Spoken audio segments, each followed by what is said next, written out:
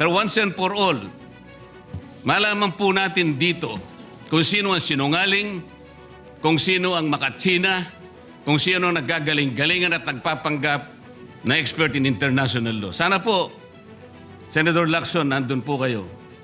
Alam po ba ito ni Senator Lacson, yung Administrative Order number 29? This is something between the chairman of the Foreign Relations Committee and the gentleman from Tarlac and Pampanga, Mr. President. Hindi po, tinatanong ko po kayo. No, I don't know Administrative Order number 29. Oh, Mr. hindi President. po ninyo alam, sasabihin ko sa inyo. I don't Ulitin need to ko. know, Mr. President. I'm not interested. Hindi po kayo interesado sa isang bagay na napaka-importante sa ating bansa? Hanggang ngayon, hindi ma-drawing ang West Philippine Sea. Hindi kayo interesado? Hindi po ako rin interesado sa sinasabi ninyo. Maring hindi po kayo sinasabi interesado sa Kasi, sinasabi ko. no, Ngunit ang sasabihin ko, interesado ang buong Pilipinas. Sapagkat ito, dito nakasalalay po kung sino nagsasabi ng totoo. So ayaw po ninyong malaman ang totoo, Ginoong Lacson? Kasi po, Mr. President, ang ipapalabas na naman niya, yung China, may karapatan dyan sa lugar na yan. Kaya ayoko na po marinig kasi ilang beses na po natin narinig yan, medyo masakit na sa tenga eh. Alam po Kaya ninyo, sinasabi ko po, ayoko na po ninyo, marinig Mr. kung President, nanggagaling sa kanya, Mr. President.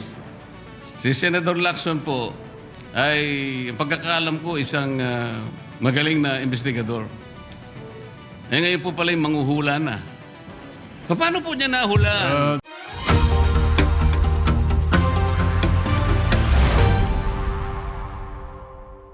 Unang-una, ako po yung nagtataka, Ginoong Pangulo, pagka po pala si Senator Ping Lacson ang magdi-deliver ng privilege speech, wala pa po tayong nate-take up na kahit ano. Siya pala ay masyadong special dito sa chamber natin. Kasi po, pagka kami, lalong-lalo na ako, minsan patatapusin na lahat muna. Aabot po ng halos alas 7 hanggang alas 8 ng gabi. Kaya kung minsan po, pag ako nagdi-deliver ng speech, wala na si Senator Lacson. Ganun po pala siya ka-importante. Mr. President, ang sinasabi ko lamang po ay ngayon ko lang po na nakita ang ganitong special treatment. Hindi ko naman sinasabi, Mr. President, na lahat ay ganito. Kasi po yung kauna-una, yung una pa po bago ito, Mr. President, naalala ko, tinapos muna lahat po ng bisita, pati po yung mga galing sa Southeast Asian Games. At kahuli-hulian nga po, inabot po ako ng alas 8 ng gabi. Yun lamang po. Ngunit gusto ko pong makapagtanong sana sa ating ginagalang na Senator Ping Lacson kung siya po ay papayag. My pleasure, Mr. President. Hindi ko po alam, Sir President, Your Honor, kung paano ko sana ko mag-uumpisa sapagkat hindi ako ang subject matter ng aking diniliver na privilege speech kahapon. Kaya kong sagutin at iisa-isahin sa inyo, ngunit ang nangyari, parang ad hominem ang nangyari. Sa akin po, natutukoy lahat ang inyong privilege speech ngayon, samantalang ang inaasahan ko ay sasagutin nyo yung privilege speech kahapon. Kasi kung ganun pong mangyayari, Mr. President, malilihis na naman po tayo sa inaasahan ng ating mga mamamayan.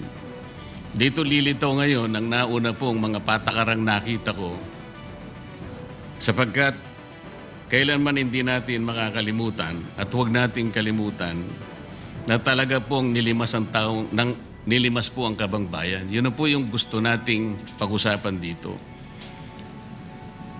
Kung sasagutin ko po ng isa-isa ang ibinibintang po ninyo sa akin, maliliis na naman po ang pinag-uusapan na kailangan na po ng taong bayan na malaman na po ang katotohanan. Sino po ang may pakana? Sino po ang mga mastermind sa nangyaring nakawan sa ating kabangbayan? Ito po ay hindi pangkaraniwang pagnanakawan, Ginoong Pangulo. Yun po ba ang gusto niyong mangyari, Ginoong Ping Lacson? Negative po. Sigurado hindi po yun. Bakit kayo po? po naglilist, sino pa po nagsimula nito? Nung una Bakit pong po? privilege speech ninyo, hindi ko na sinagot kasi ayoko magkagulo. Pero enough is enough. Kahapon, nanonood ako sa aking opisina, gusto kong bumaba. Kaya lang malalim na ang gabi at ayoko maabala yung trabaho sa Senado. Kaya nagsabi ako sa ating Senate President at ito'y na-manifest niya kahapon, narinig ko, na I was told na sasagot ako ngayong araw na ito. Wala pong gustong maglihis sa usaping flood control. Ako nga po, very passionate po ako dyan, mulat sa pool. Wala po kayo rito. Ako po'y talagang lumalaban sa korupsyon. Pagdating sa national budget, pagdating sa lahat ng usapin, hindi nyo po matatawaran ang aking hangarin, maituwid ang lahat ng katiwalian dito sa ating bansa dahil hindi po tayo muusad. Pero enough is enough. Patuloy po kayo sa pag-atake sa akin. Balikan nyo po, res ipsa loquitur. Andyan po lahat eh. Wala po ko inimbento. Salita nyo po lahat yan eh. Sabi nyo, iniinsulto ko kayo. Sagutin nyo po. Totoo po ba o hindi yung ating napanood sa mga video? Totoo po ba o hindi yung aking mga binanggit? Tapos na po kayo. Tapos na po. Kasi po ganito May I eh. suggest that the two gentlemen address the chair instead of addressing each other? Sorry, Mr. President. Pagpaumanhin po ninyo, Ginoong Pangulo, ngunit nakakalimutan po ng ating Senator Ping Lacson na siya po ang nagumpisa sa ngayon lang. Eh. Ako raw po ay defensor ni Vizcaya. Palagi niyang ipinipilit yun. Hindi niya makalimutan ang sinabi ko na nung ako po ay nasa Blue Ribbon Committee, tungkulin ko po kasi na ipaglaban ang sino man, witness man siya, resource person, siya po ang kauna-unahan na nag-apply ng Witness Protection Program. Sa aking palagay po, nung panahon na yon, ay kakailanganin namin siya sapagkat mga pangalang malalaki ang dapat na makuha natin. Hindi naman siya, ang ibig ko sabihin, si Vizcaya po ang mismong nagbigay po ng kanyang kagustuhan. Nung una po, Mr. President, ayaw ko nga maniwala sa kanya. Kaya sinabi ko sa kanya, gumawa ka ng sulat, kahit sulat kamay, para sa ganun, walang masabi ang iba na parang ako pang nag-initiate sa'yo dahil hindi kita kakilala. Kailangan malaman muna natin kung ano ang laman ng iyong testimony. At kailangan ma-determine natin kung talagang meron kang may kukontribute na mga pangalan. Kasi importante na lumitaw ang mga pangalan ng mga taong talagang utak ng pagnanakaw na ito. Yun po ang pinag-umpisahan nun eh. Dahil mabigat ang kanyang gagawin, Mr. President, nakita ko sa kanyang kagustuhan na siya sumailalim sa Witness Protection Program. Kinilala ko naman yun, Mr. President. Malalagay nga sa alanganin ng buhay niya. Yun po naman ay nakalagay sa batas eh. Bakit ngayon akusahan ako na ako pa ang nagdidepensa sa kanya? Nandun naman po sa batas eh. Kaya nga po nang ipilit po ng ating DOJ Secretary na pinipilit niya magkaroon ng restitution, sinabi ko huwag mong gagawin yan. Wala naman sa batas yan eh. Ipipilit ninyo sa pamagitan ng memorandum ninyo na kahit wala sa batas para siya maging katanggap-tanggap na witness protection program witness, ay gagawin yung mag-restitute siya. Wala po sa batas yun, Mr. President. Yun po yung nilalaban ko. Kung napagkamalan niya na dinidepensahan ko, hindi po pwede yung ganon, Mr. President. So ngayon, hanggang ngayon, pati ba naman ng asawa ko na independent director, kakalantariin pa rito. Saan ba natin pag-uumpisa ng pag-uusap na ito? Pagkatapos, ipipilit na naman ninyo yung Kalayaan Island Group. Ano po ba patakaran dito, Mr. President? Ginoong Lacson? Kailangan bang samot-samot ang gagawin mo para sa isang privilege speech? Kayo po'y matagal na sa Senado. Alam ko po, kabisado nyo yung patakaran dito. Ang isang privilege speech na katutok lang sa isang subject matter. Pero ang gagawin po ninyong samot-samot ito, at pagkatapos ay mag-uumpisa kayo na para bang ang nilalaman ng privilege speech ninyo eh puro ad hominem. Wala po tayong matatapos dito. Ang hangarin po natin dito ay yung subject matter na pinipilit natin sapagkat ito po ang inihintay ng taong bayan. Kung sasagutin ko po ng isa-isa at ang iba po'y sinagot ko na, ay lalayo po tayo. Ang akin pong tinatanong sa aking privilege speech kahapon, ay bakit parang hindi ninyo pinagbigyan ang ibang mga tao na napakarami nilang dapat sabihin para sa ganun malaman natin ang katotohanan. Kayo po ang nagsabi, Senator Lacson, Mr. President, napupuntahan natin lahat ng lugar na kung saan ang ebidensya. Hindi po ba kayo po'y nagpahayag noon dito sa plenaryo, Mr. President, Senator Lacson, na sinabi nyo na ang presidente ay name drop ni Yusek Bersamin. Hindi ko man lang po nakita yung kanyang katauhan na ipinatawag nyo dito. Samantalang napakalaki ng dapat niyang ipaliwanag sapagkat kayo po ang nagsabi sa pamamagitan ng pagtitiwala ninyo sa ibinigay na testimony ni Yusek Bernardo na niname drop niya ang presidente. 100 billion pesos po pinag-uusapan dito na kung saan ang porsyentong tinanggap nila sang-ayon din sa inyong pagpapahayag ay 8 billion pesos. Nagtataka po kami, ang taong bayan, hindi nyo man lang pinatawag si Yusek Bersamin. Nagtataka din po ako. Alam po ninyo ito. Nakiusap, nagpresenta si ex-Governor Chavit Singson. At iminungkahi ko po sa inyo at ang sabi nyo, sige po, sa susunod na pagdinig natin, ay iimbitahan natin siya. Sapagkat marami raw siyang gustong ibahagi sa ating pagdinig tungkol sa mga project sa Ilocos. Ngunit hindi po nyo tinawag. Yun po yung pinagtataka. Ito po yung gusto ko sanang sagutin ninyo. Sa akin po, wala nang kwenta kahit na ako'y patutsadahan ninyo na ganito ako, ganito kami, ganyan. Hindi na po mahalaga sa akin yun eh. Ang mahalaga po, Mr. President, ang taong bayan ngayon na naghihintay ng kasagutan sa maraming katanungan nila kung magagawa pa natin na buklatin lahat ang dapat buklatin. Kilalanin kung sino dapat kilalanin. Ang gusto ko pa po sana, Mr. President, sana sagutin po ninyo, Senator Lacson. May I respond, Mr. President? May I respond, Mr. President? Yes, please, go ahead. Mr. President, Your Honor, have you read the partial committee report?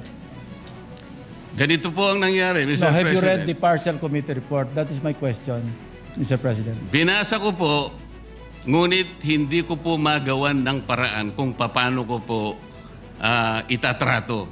Kasi kahit na po ganon ang nangyari, tiningnan ko po eh. Kaya lang, sabi ko sa mga staff ko, nung mag-meeting kami, bakit ka ako wala man lang pirma ito?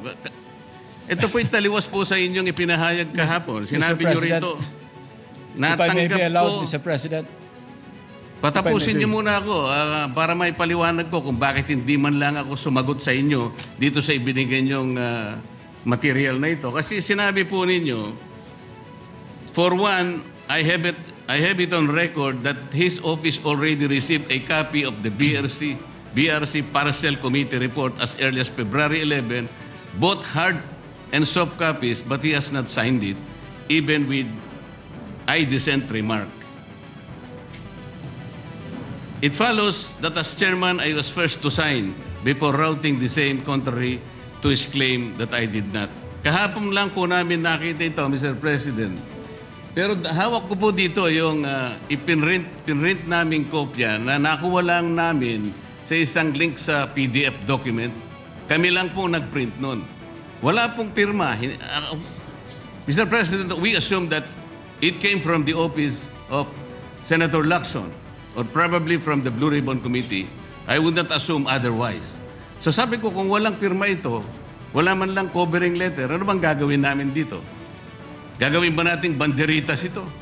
Ganun po ba yung pagbibigay ng isang importanteng dokumento? Kung inaakala po yung importante ito, bakit wala naman pong pirma man lang? Sa akin palagay, hindi po ganun ang pagtrato sa amin bilang miyembro ng Blue Ribbon Committee. Dapat man lang sana, kahit na initial nyo lang po at meron siguro kayong instruction doon, anong gagawin namin dito? Now, before Senator Lacson responds, will you answer the question? Did you read it or not? That was the question. Yes, Mr. President. You read it. Okay, Senator Lacson, go ahead. Yes, Mr. President. I mentioned it in my privilege speech. Binigyan po natin ng tikitigis ang kopya na may watermark ng kanilang opisina. Una, nagkaroon po tayo ng isang masamang experience na nag-leak yung nauna ng niroute na committee report. So naisip namin, para matunto natin kung saan opisina manggagaling ang leak, bigyan natin ng tikitigis ang kopya. Hindi po talaga pipirmahan yun kasi advance copy po yun eh.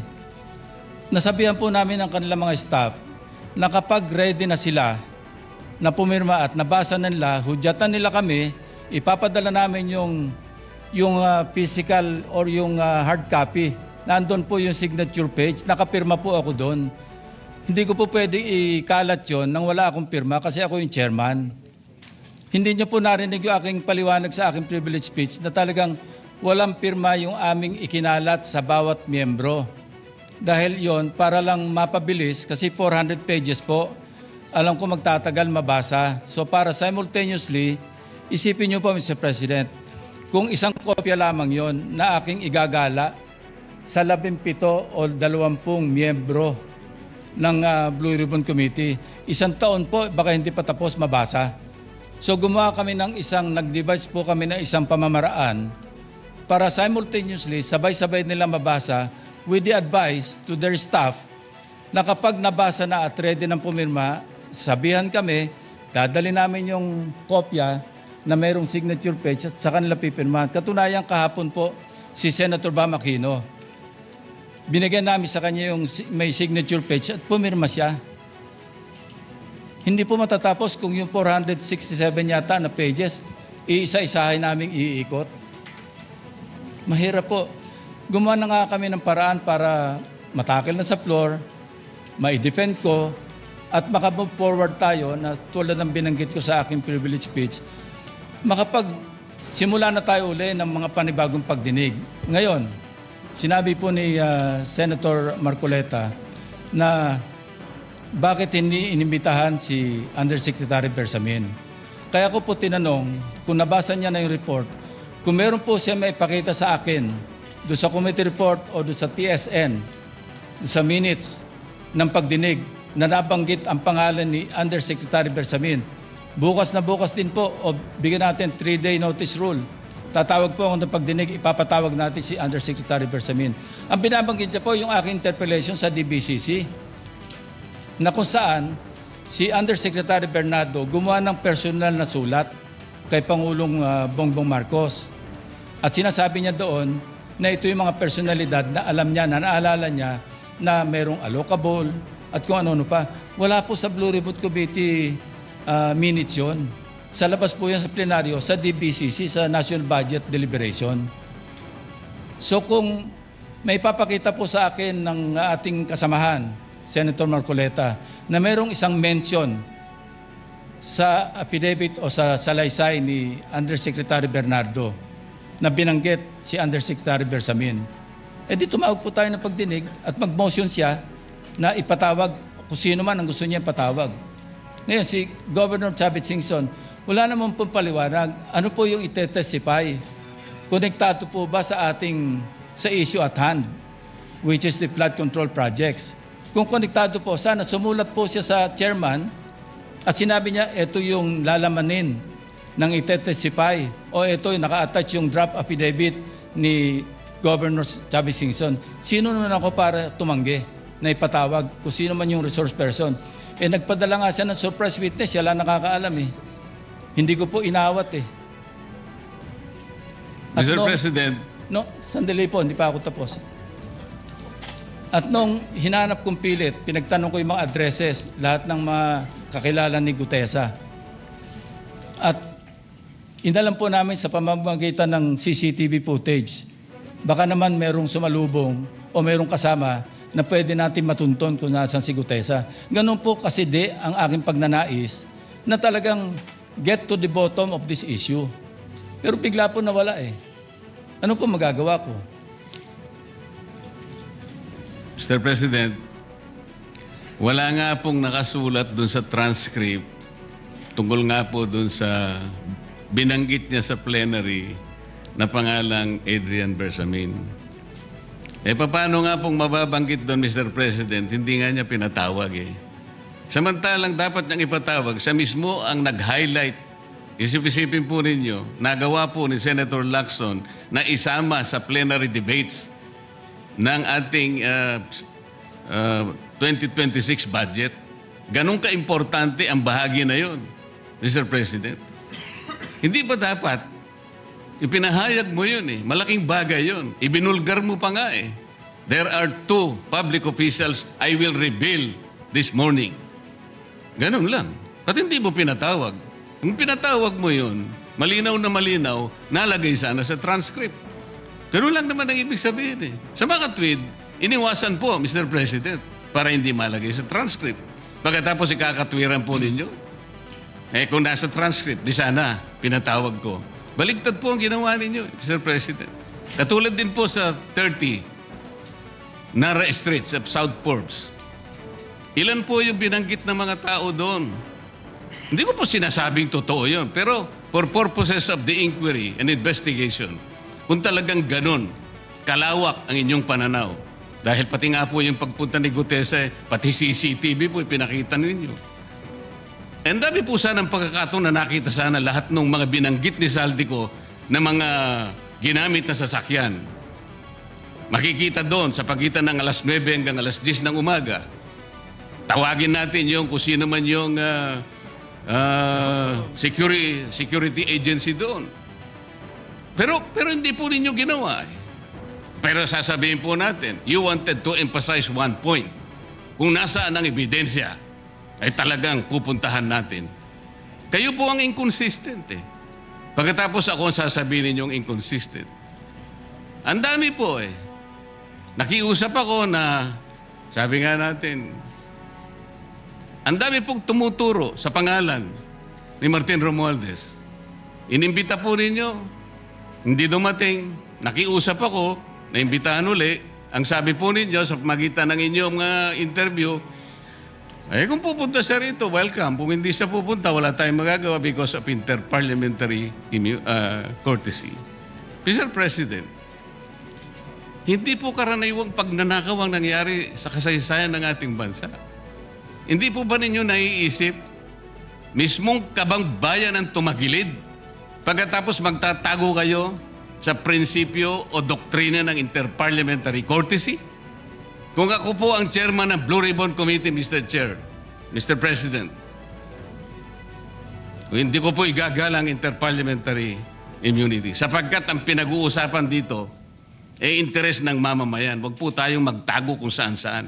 Sinabi po ninyo, Mr. President, Senator Lacson, yung Apostille Convention. Hindi ba pinahayag po ninyo sa isang pag-i-interview ninyo na kung si Saldico lamang ay makakuha ng isang subscribe statement, kahit sa Zoom lang, ipatatawag namin siya. Bakit hindi po ganun ang ginawa ninyo? Pwede naman siyang mag-Zoom pagkatapos na magkaroon ng apostilled sworn statement. Bakit hindi po ninyo ginawa? Meron naman pong Zoom eh. Natatakot yung tao. Nanganganib ang kanyang buhay. At palagay ko naman, nanganganib nga talaga. Iintay pa po ninyo na humarap sa inyo? Pwede naman ang Zoom eh. Kung talagang gusto nyong tuntunin ang lahat ng mga ebidensya na dapat nating puntahan.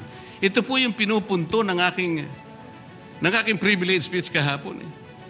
Hindi ko nga po alam na kapag ako po ang magdi-deliver ng privilege speech, Mr. President, palagi po kayong nawawala. Kasi nga, nasa bandang huli na po ako eh. Pero kung talagang gusto nyo lamang, alam nyo naman na sa agenda po natin kung sino po ang tatayo para mag-deliver ng privilege speech eh. Ayaw ko pong isipin na sinasadya ninyo. Ngunit narinig naman po ninyo eh. Mr. President, pagkatapos isasama yung Kalayaan Island Group, ano po ba talagang pinag-uusapan natin dito? Yung kapakanan ng bayan, pinipilit po nyong pinagtatanggol ko ang China. Sa March 12 po, Mr. President, Senator Lacson, sana po may panahon kayo sapagkat ipinatawag ko sa magitan ng isang resolution at ito po ay alam na ni Senator Erwin. Pinatawag ko po ang NAMRIA, pinatawag ko po ang Philippine Coast Guard, Philippine Navy, ang DFA, pinatawag ko rin po si Justice Carpio at saka yung professor sa UP. At kung sino man po ang interesado, pero once and for all, malaman po natin dito kung sino ang sinungaling, kung sino ang makatsina, kung sino ang naggagaling-galingan at nagpapanggap na expert in international law. Sana po, Senator Lacson, nandun po kayo. Mr. President, may we hear from the chairman of the Foreign Relations Committee because his name was mentioned. May I just confirm if indeed he will call for a hearing and invite those people mentioned, Mr. President? With due respect. Well, as requested, if you would like to respond, Senator Erwin Tulfo. Thank you, Mr. Chair. This morning, I have received a letter from the Department of Foreign Affairs citing that they cannot attend, including NAMRIA, Mr. Chair, and we have already written to the various chiefs of staff of the members of the Committee on Foreign Affairs. They cited, including NAMRIA, that they cannot attend because of the fact that it is a matter of national security, Mr. President. And I also have a copy that will be sent to your office, Mr. President. The reason given by NAMRIA, the Armed Forces of the Philippines, and the Department of Foreign Affairs, Mr. President. In other words, Mr. President, the gentleman from Pampanga and Tarlac is confirming something that is not confirmed. Mr. President, that is too much of a statement. Kausap ko pa lamang ang chairman at kaming dalawa po nagkakausap at niremind pa nga ako yung mga nakarang araw na March 12, okay ka na. So, ang sabi ko sa kanya, ito po ang dapat nating maimbitahan. Bakit naman po nagkaroon ng issue sa national security ang pagdinig tungkol sa usapin sa West Philippine Sea? Mr. President? Ito na naman po ba ay patakaran para ilihis na naman? Hindi po pag-uusapan dito kung ano-ano mang klaseng teritoryo ang pag-uusapan dito. Ang pag-uusapan lang natin ay yung masigalot na pinalalaki nila at hindi nila maintindihan na walang kamatay ang West Philippine Sea. Nakalagay po kasi sa Administrative Order number 29, dated 2012, Mr. President. 14 na taon nang nakararaan, minanduhan mismo ang NAMRIA at ang DFA na mag-submit ng mapa at mga charts sa opisina ng United Nations General, as UN Secretary General, at inotify ang lahat ng international organizations katulad ng IHO. Ano po bang ibig sabihin nun, Mr. President? Alam po ba ito ni Senator Lacson, yung Administrative Order number 29? This is something between the chairman of the Foreign Relations Committee and the gentleman from Tarlac and Pampanga, Mr. President. Hindi po, tinatanong ko po kayo No, kasi... I don't know Administrative Order number 29. Hindi po ninyo alam, sasabihin ko sa inyo. I don't Ulitin need to ko, know, Mr. President. I'm not interested. hindi po kayo interesado sa isang bagay na napaka-importante sa ating bansa? Hanggang ngayon, hindi ma-drawing ang West Philippine Sea. Hindi kayo interesado? Hindi po ako rin interesado sa sinasabi ninyo. Maring hindi po kayo interesado Kasi- sa sinasabi ko. No, Ngunit this ang sasabihin ko, interesado ang buong Pilipinas sapagkat ito, dito nakasalalay po kung sino nagsasabi ng totoo. So ayaw po ninyong malaman ang totoo, Ginoong Lacson? Kasi po, Mr. President, ang ipapalabas na naman niya, yung China, may karapatan dyan sa lugar na yan. Kaya ayoko na po marinig kasi ilang beses na po natin narinig yan, medyo masakit na sa tenga eh. Alam po Kaya ninyo, sinasabi ko po, ayoko na alam po ninyo, marinig Mr. kung President, nanggagaling sa kanya, Mr. President. si Senator Lacson po ay, ang pagkakaalam ko, isang magaling na investigador. Eh ngayon po pala yung manghuhula na. Paano po niya nahulaan? Ang sasabihin ko ay... The debate is going into Yeah. motives and all of that. So, motu proprio, the presiding officer declares the session suspended. Majority Leader. Yes, the status of the interpellations was, I believe, We paused for a while, took a break, and I now would like to recognize Senator Marcoleta for his Well- closing statements, if the good gentleman from Cavite will allow. Well, if the senator on the floor, who has the floor, will allow, because when the chair suspended the session, Senator Lacson had the floor, and he was allowing questions from Senator Marcoleta. That is the parliamentary status. So, what is your pleasure, Majority Leader? Maybe we can request or ask the pleasure of the gentleman from Cavite. I will allow, Mr. President, but if he hits me, I'll hit back. All right. So. Thank you. So, That's Mr. very President, will we clear. allow... Senator, yes, Senator Marcoleta is recognized. Salamat po, Ginoong Pangulo. It's not a matter of hitting me back. He can hit me many, many times. Sabi ko nga po kanina, Mr. President, that's irrelevant to me. It's no longer important to me. Kahit ano pa pong paninira ang sabihin ni Senador Lacson sa akin, wala pong kaso sa akin yon. Ang taong bayan, alam na po nila kung ano ang totoo. Sila po ang arbiter. Silang magsasabi kung totoo lahat po ang pinag-uusapan natin dito. At kung ano ang sinabi laban sa akin. Ang gusto ko lang pong linawin, Mr. President, kung talagang pinaninindigan ni Senator Lacson yung patakaran na kanyang huling sinabi at binigyan ng emphasis kung saan ang mga ebidensya pupuntahan natin. Napakarami ko pong sinabi kahapon do sa aking privilege speech, inisa-isa ko yung dapat napuntahan natin. Para sa ganon, lahat ng inaakala nating ebidensyang magtuturo kung saan dapat at kung sino dapat ang managot, doon lang natin makikita at ang taong bayan po ay nakikinig at nagbabantay. So, gusto ko pong malaman, Sir President, kung totoo po lahat ang kanyang paninindigan na pupuntahan natin ang lahat ng ebidensyang maaari nating makuhanan, pwede po bang revisyuhin niya yung aking privilege speech? Nandun po lahat, inisa-isa ko. At nagtapos nga po ako doon sa 18 ex-marine officials at iba pa yatang mga official ng ating sandatahang lakas ang nandun. Lahat po ba nun ay pupuntahan natin? Open po ba siya, Mr. President, na puntahan natin alang-alang doon sa pagkuha natin ng katotohanan? At makukuha lang natin ang katotohanan kung haharap lahat ang mga taong binanggit ko sa aking privilege speech. Huwag tayong magbibigay ng teorya ng kahit ano. Ako po'y nananalig na kapag sila'y humarap, may kakayahan naman ang komite, Mr. President. Makita natin kung talagang nagsisinungaling o hindi. Meron po tayong patakaran. Meron tayong remedyo kapag nagsisinungaling sila. Nakukontempt natin, ikinukulong po natin ang nagsasabi ng hindi totoo.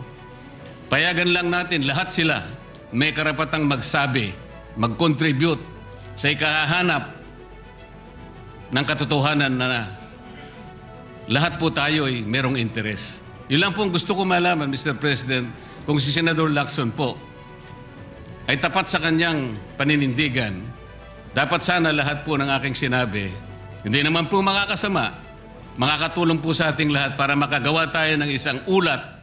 Sapagkat ngayon, kagaya po ng kanyang inamin, ang tagal na po nung sinirculate na ulat na sa online. At sabi niya, isa pa lang po ang pumirma.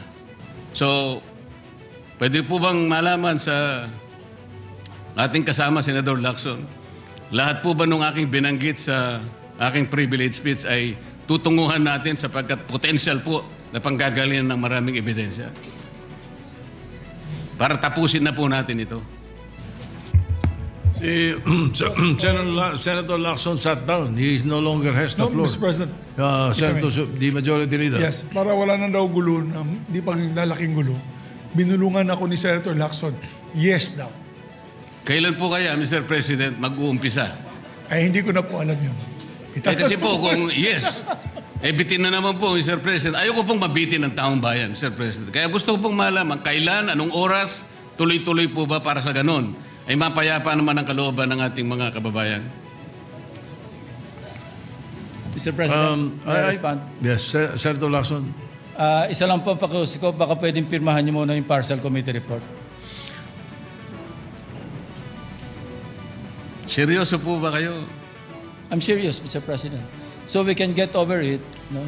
Because that is a partial. Move forward. Yes, that's a Partial, and then you can move forward to the next one. That is But, correct, Mr. President. Paano ko po Yes, but, pipirmahan ang again, isang partial report, Mr. President? Ang gusto ko makumpleto muna, kaya nga po ako'y nakikiusap, puntahan po natin ang mga potential areas of evidence. Kung payag naman po kayo, umuuna kayo, tinatanong ko lang ngayon, meron na po ba tayong schedule? Sana mo po, kahit weekly lang, Mr. President, tapusin na po natin ito. I believe that the Committee on Rules should tackle that particular question because today I found out that those members, those so-called ex-military soldiers that you're mentioning and the people behind it,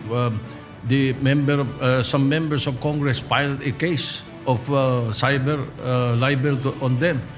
And therefore, I think the Committee on Rules should check first whether we can call a hearing on that particular issue kung ganong merong kaso at meron ongoing case.